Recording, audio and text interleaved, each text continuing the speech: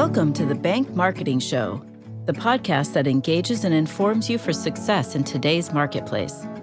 It's the show that will make you a better marketer with trends, tactics, and inspiration from experts and industry leaders.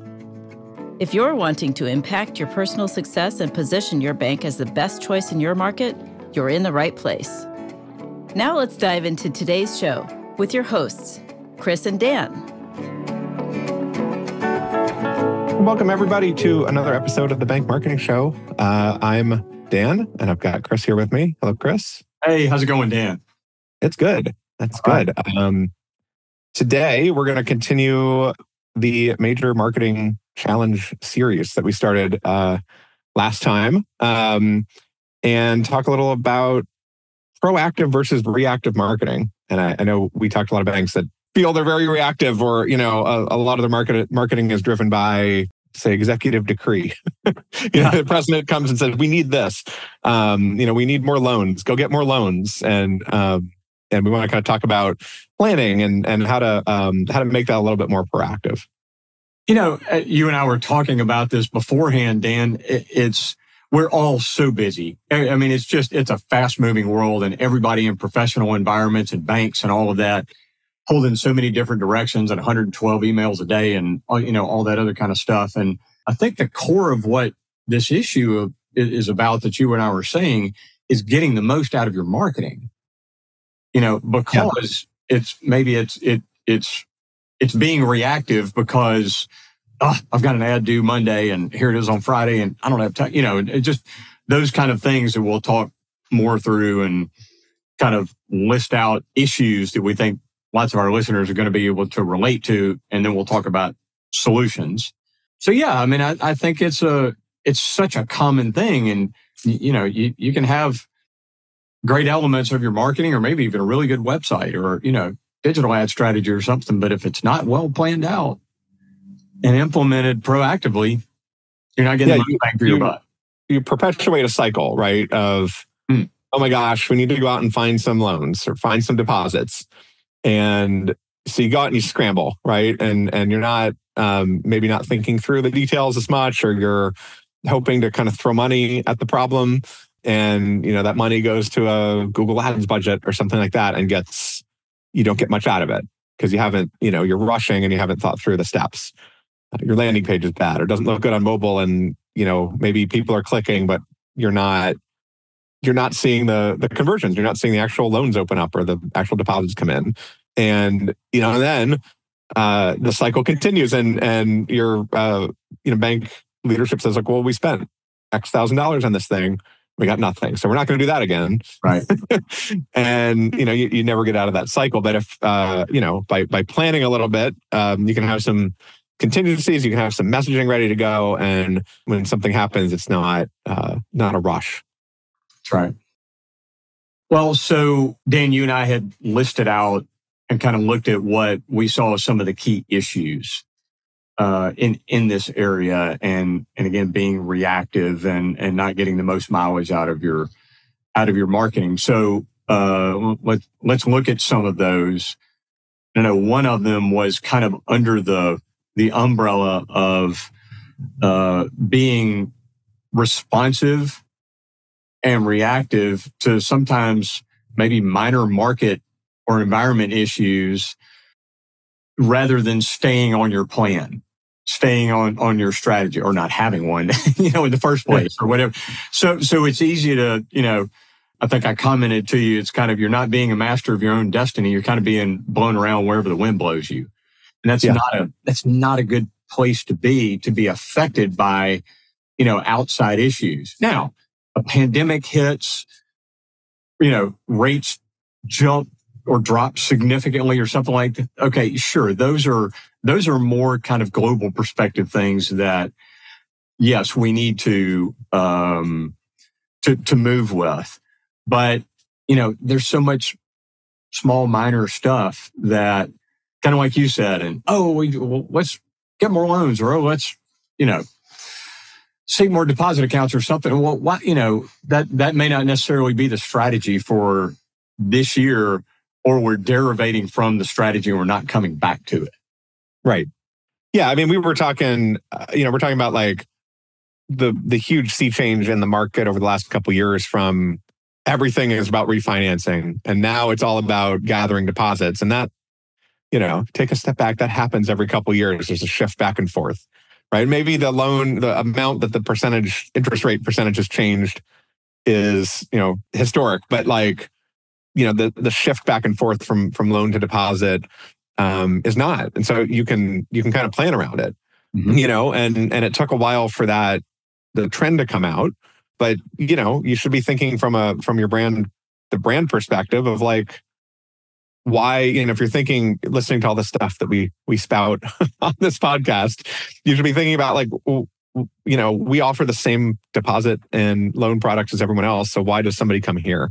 What's the problem that we're uniquely solving for our customers? And that doesn't change, right? Maybe your ad sort of changes from deposit to loan, but the underlying message of why to choose you doesn't, and that's your strategy. That's what you need to be kind of focused on and proactive about. And part of, we'll talk about layers of marketing or different approaches to it, but the base stuff doesn't change. Yeah, you made a great comment to me earlier, Dan, while we were preparing for this, and it's the reminder that banking is a slow sales cycle. Many moons ago, and a big chunk of our career before, I had a large retail store, and we slid rain gear up by the front door when it was raining outside, and we would sell the crap out of it, or once it started getting warm outside, we better have all the winter gear sold. Yeah. And, that I used to live in New York, and if anyone's been there, a couple drops of rain fall out of the sky and all the street vendors suddenly have $25 umbrellas. Exactly. Yeah, there you go. Yep. And that is not banking. Banking is a slow sales cycle. People don't impulsively wake up on a Friday morning and go, you know what?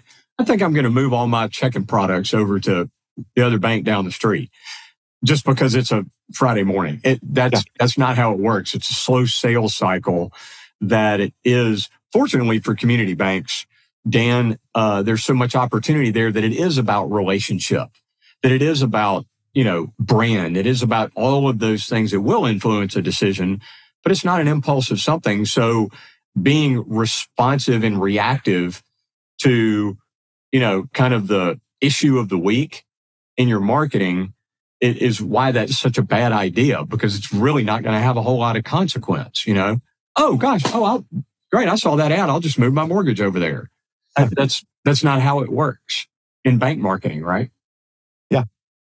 I think. And I wanted to ask you about this, but before we started, you gave a great example of a bank client of yours that will, within a campaign set, will fluctuate to what it needs to, but doesn't derivate from the brand strategy. Do you mind talking about that? No, and we talk a lot here about storytelling, right? And problem language. What's the customer problem you're solving, not the product you're offering them.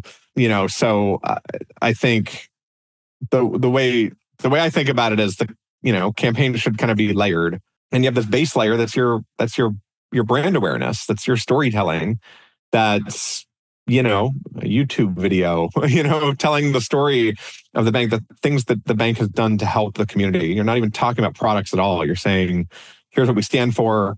Here's what our purpose is. Here's talk about some local people you've helped, the family who you helped get into home, but you're not talking about, we have flexible approval terms and, low closing costs. You're talking about the family's happiness, because that's ultimately what people are looking for. And so you want people to think about you as the bank that will help make your family happy, not the bank that will give you a loan, right? Because of relatability and solution. Yeah.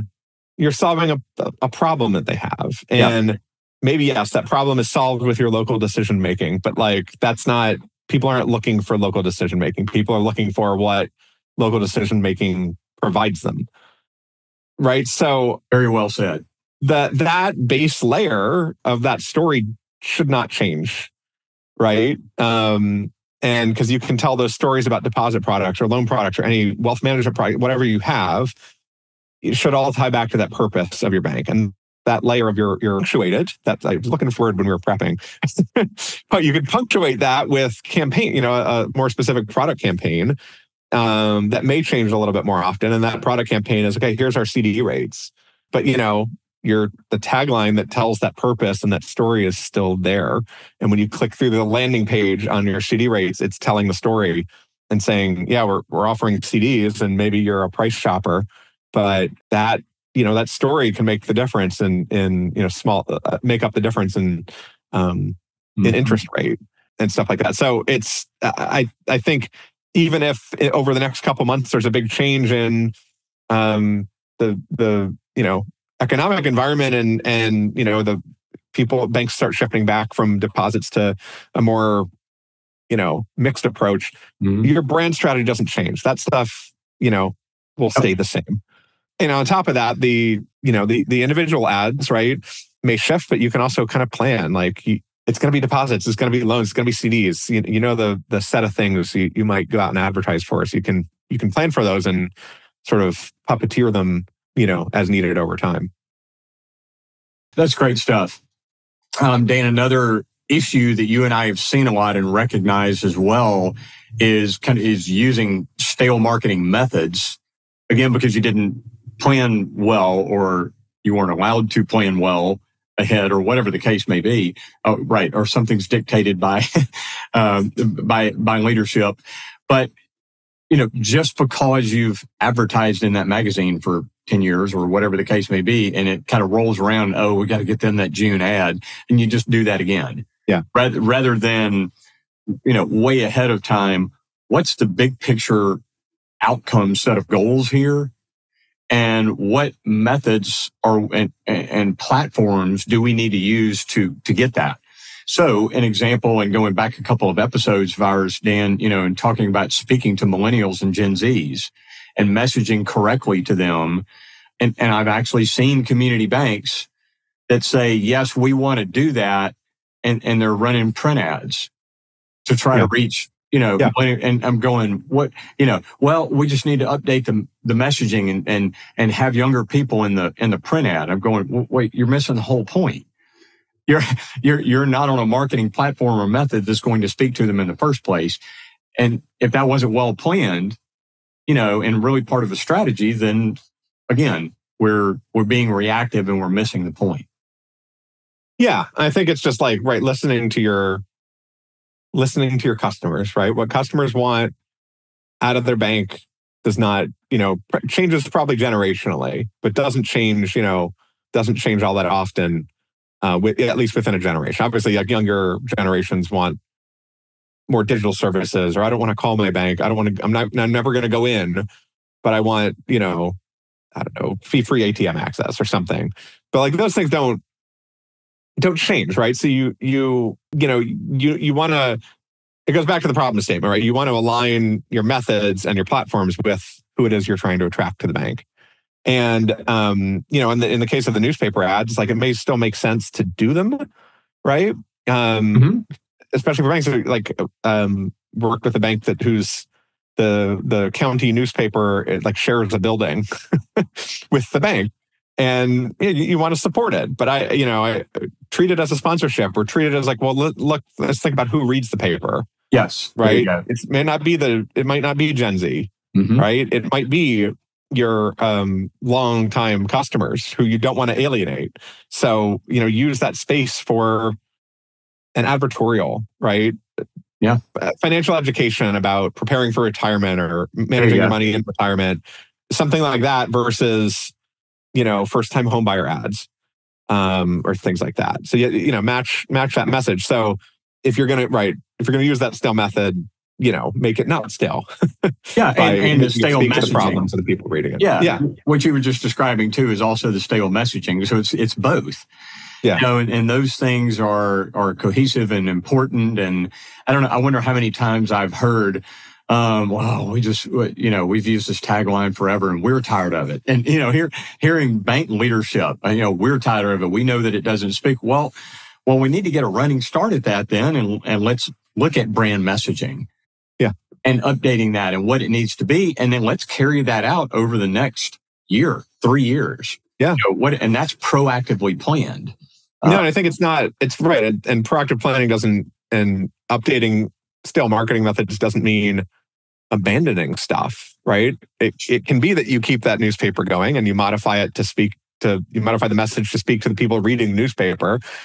And then, like we were talking about layers a second ago, you layer it with try some digital, but the digital speaks to a slightly different audience, right? Yep. Or even if, your longtime customers, everybody uses Google, but you're in a different mental state when you're using Google than when you're reading the paper. Mm-hmm. You're probably not in a state reading the paper thinking, oh yeah, that reminds me, I'm putting down the paper and logging in and rebalancing my IRA. Yeah. But when you're Googling how to rebalance my IRA, you're in that mode. And, and people may take different actions. It's adding more layers. It's, adopting those things for what the, what the mindset people are in when they're doing it, rather than just, it's not, you hear a lot of like, well, we're moving fully away from newspaper to do digital, but it doesn't have to be black or white. Yeah. Well, one other key issue here that I wanted to touch on, Dan, is largely about what too often is the disconnect between marketing and the overall strategy for the bank. And again, we keep talking about reactive versus proactive, but those two things should marry up very well. I know your agency, for example, Dan, some of what you guys do is this, it is the big picture marketing strategic plan, and that starts with the information about the SWOT analysis and the 3-year strategic plan of the bank and all those other kind of things. And then it begins to flow from there into a strategic plan that then starts to dictate the smaller steps, meaning which platforms and, when the creative needs to be updated and all of those things. So it's that early adopter process of getting the marketing strategies married up with the strategy of the bank. And that may sound like duh, but I'm amazed at how often that is really not the case. And then marketing directors are kind of going, well, I'm not getting listened to. I'm not getting the traction that I want in speaking to my own budget levels and all these other kind of things. Or there are lots of issues there. But sometimes maybe that's part of it. Mm-hmm. Is that the leadership and strategic direction of the bank, should be extremely cohesive with the marketing, and that has to be pre-planned for that to happen. Again, it's not derivating from the big picture.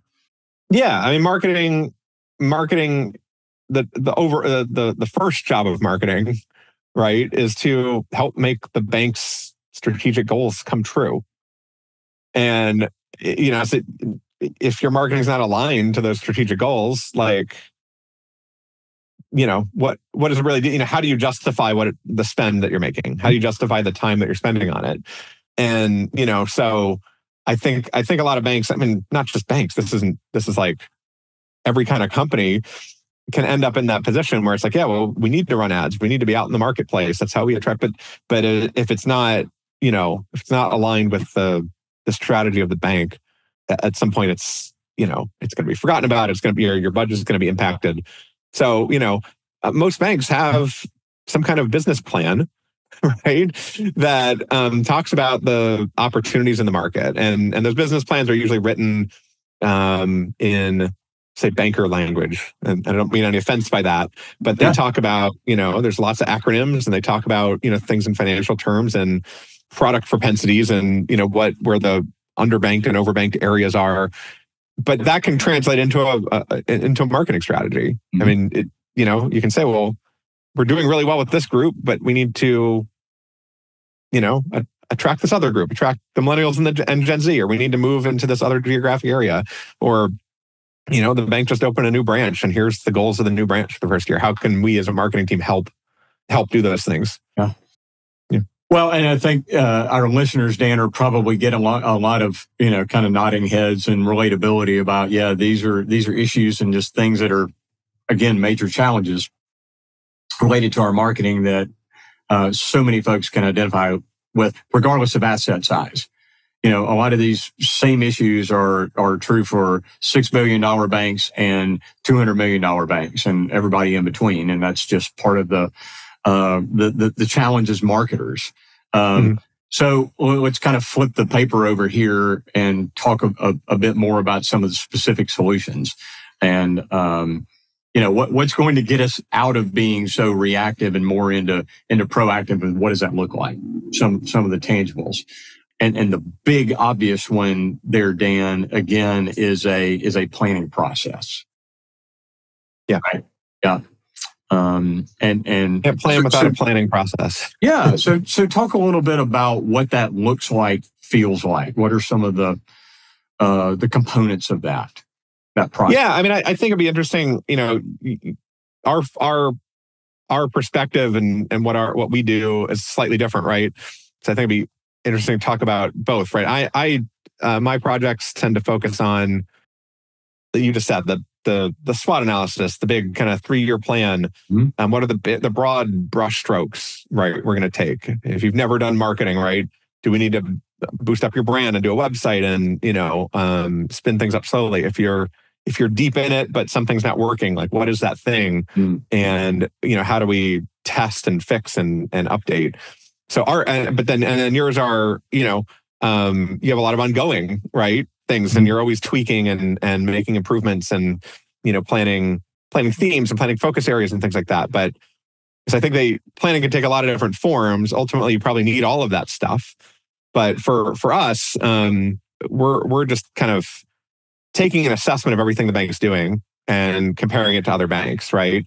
And that's part from our experience. But if you haven't worked at other banks, you can still learn a lot from Googling, right? You can go out and Google bank near me, and what are the top? You're taking the customer perspective, right? That's ultimately what you need to be doing, is getting the customer's shoes. Go look at the top, 5 links that show up on different Google searches. Search for specific products. Search for things. Look at your branches. If one's close to a big metro area, the competitors that show up in Google may be different. But look at them. You'll find that by looking at a bunch of different homepages of different banks, you'll see how they're talking about the bank, and you can kind of see what do they say trusted and local, or do they say, is it a problem? Do they have a customer testimonial there? How is their brand coming across? So that's usually the first step in our planning process, right? Is just that assessment and trying to get a sense of how your bank is perceived versus others. And then the other pieces usually fall out pretty quickly, right? How do we boost our digital presence? Do we need some SEO? Yeah. Should we run, is everybody else, our top competitors running Google ads? Do they have a YouTube presence? Do they have a big Facebook following? It can get down to the physical stuff too, of what does our competitors' physical signage look like? Do we look stodgy in comparison? So it's a lot of, we start with a lot of those comparisons. And then once we do that, we kind of say, well, how do we fill these gaps? Or like, which gaps do we want to fill? Who are we trying to attract? Right? You think about, who do we serve uniquely best? What do we do that's different? Right? So we were talking earlier about, it's not, customers don't care about the local decision-making.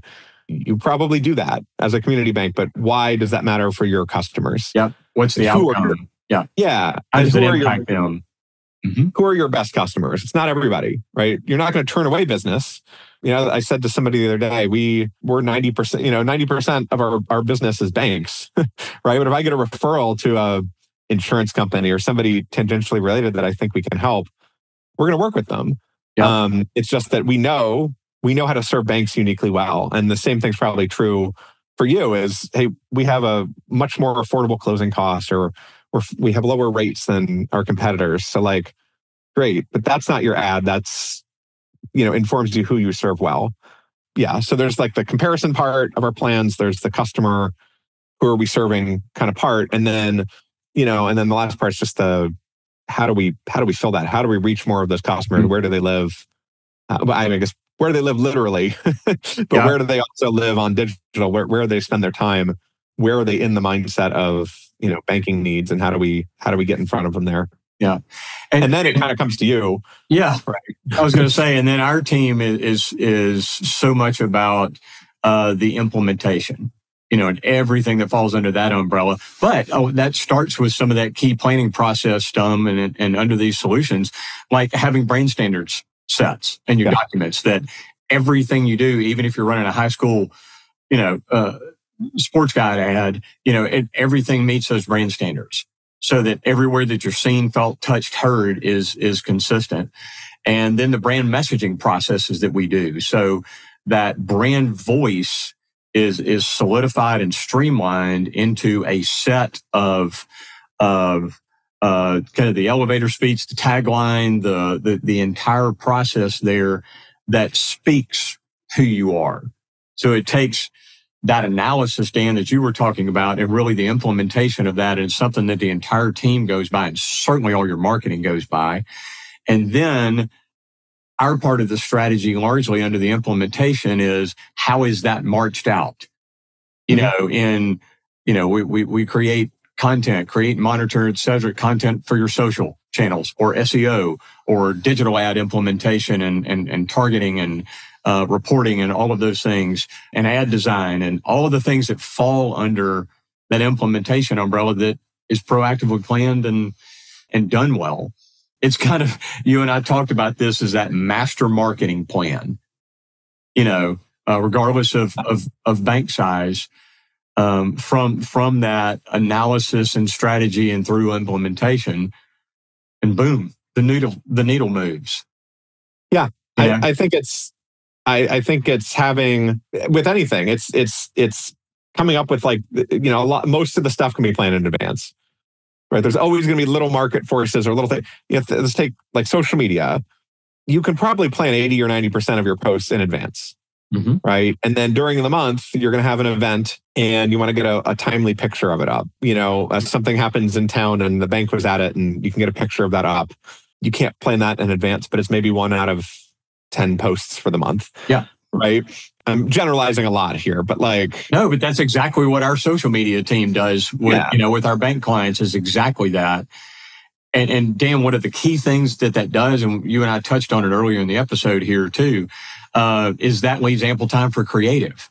Because if it's planned in advance, man, we can really work on getting just the right imaging and taking that brand story and that translates into fonts and feel and how these different things look in your copy content and your imaging and all that on every channel.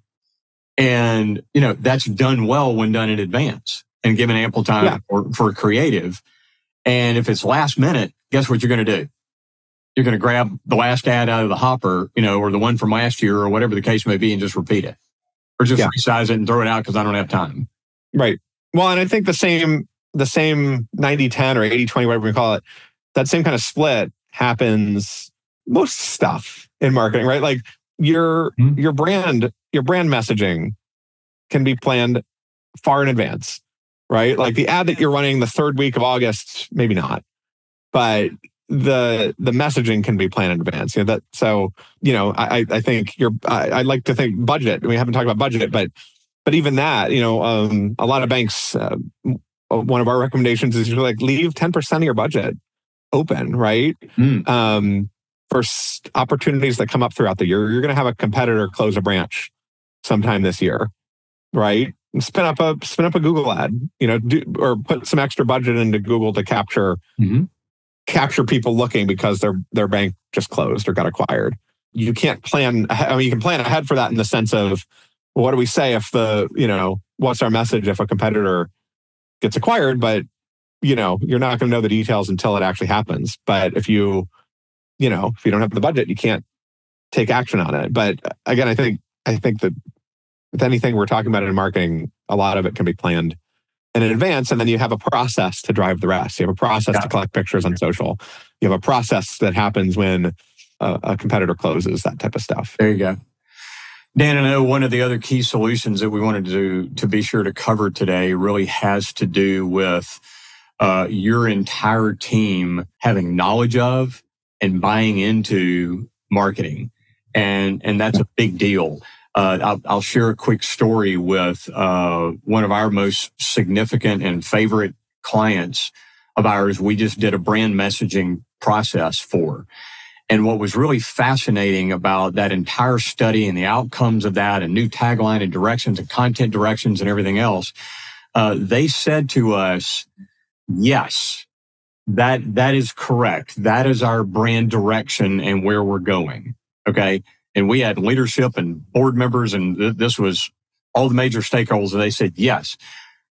And they also said, and however, that's not where we are today. And what do we do about that? And the answer to that was use this and get buy-in from your team. Incorporate this into trainings from tellers and CSRs and loan officers and everybody else, all the way up to all of your C-suite and your board and everybody else, is take this proactively planned. This was specific to a brand messaging, but get buy-in from the entire team and incorporate it. And now they're saying to us, this influences how we're doing training. This influences how we're teaching our CSRs to communicate with customers. This is impacting how we're trying to streamline paperwork, and make things electronic, better for the customer experience, because we need to shift how we're doing things to make sure that we're matching that brand direction, that brand messaging. And I'm like, now that's really cool. That's how, the messaging is actually determining the direction of how things are done in the bank. Yeah. And, but again, man, if we had not, we did that last fall in planning for what is going to be happening through Q2, Q3, Q4 of this year. And you can't do that being reactive. That doesn't exist in a vacuum of, we got to just do this marketing right now. What's our tagline? That doesn't happen that way. Right. Yeah. I think just, I've been asked before, like, why do we need to document this? Or, it's our logo. And, you always get, when a lot of people start using it, right, you get people that change colors and stretch the logo out and do all these things, documenting it, not just the logo, but all the things we were just talking about, documenting that messaging and that direction, and it creates buy-in, right? You're not going to have everybody print the document out and stick it up on the wall, but like sharing that plan and presenting it to the team gets people excited. It gets people knowing where they're going. And even beyond marketing, I'm going to put myself on the spot, but I read an article recently that just talks about the importance of setting that vision. But there were some statistics in there about just like the success of companies that, employees were all bought into the shared vision. And I think, companies can be more successful. Everybody knows where the ship is going. You're going to do things subconsciously and consciously to help the ship get there. So even if you're sharing, let's say you're sharing the brand messaging with, tellers or back office people that are never going to touch marketing, at some point they're going to interact with friends and family and customers, and knowing where the brand is going, knowing where the bank is going, is going to help drive those conversations in different ways. And so, getting that buy-in across the bank is super important. And you can't do it without having the plan done. There you go. Yeah. The front end work, Dan, also creates, it avoids we're trying to figure out what to say in this campaign. Because you'd already planned it, and it was all, so you're going back to that resource that's giving direction 6 months, a year, multiple years into the future, and avoids what we're going to talk about in one of our other major challenge series episodes here too, is the being so scattered. Yeah. And specific solutions about how to avoid that, which we all face to one extent or another. And this avoidance of being reactive does so much of that. So yeah, great stuff, Dan. Really great stuff. Likewise. Yeah, likewise. I think we planned some of this out. And we went a bit deeper. So this is great. That's right. So look at there. We actually had a strategic plan, and we're sticking to the direction. And we planned 90% of it, and then we folded in with the other 10, and I hopefully went pretty well for everybody listening too. So. Amen. That's right. Love it. Yeah. Well, great, Dan. Well, I know we like to tag our episodes here and invite folks to reach out to either one of us, and maybe from this one in particular, We discussed that, Dan's agency is so focused on strategy and planning direction and all of that. And my agency is very much about implementation and all of those kind of things. So if you're curious about what that can look like for you, or, just want to bounce some ideas by either one of us, or, hey, how do you see some of your other bank clients doing this? We invite you to reach out to us. And through the website at bankmarketingshow.com, really easy to connect with us there, and jump in for some of those discussions. And we love doing that because we like pouring into the people in this industry, and helping to raise the tide. So, yeah, good stuff, man. Yeah, love to hear from any of you, and we'll talk to you again soon. There you go. All right, thanks a lot. Look forward to it next time. Yeah, me too. Thanks. Thanks, Chris. Thanks for joining us. To go deeper or get access to some of the valuable nuggets from today's show, go to bankmarketingshow.com. There you'll find episodes, links to resources, and much more. Be sure to subscribe wherever you find your podcasts. And join us next time.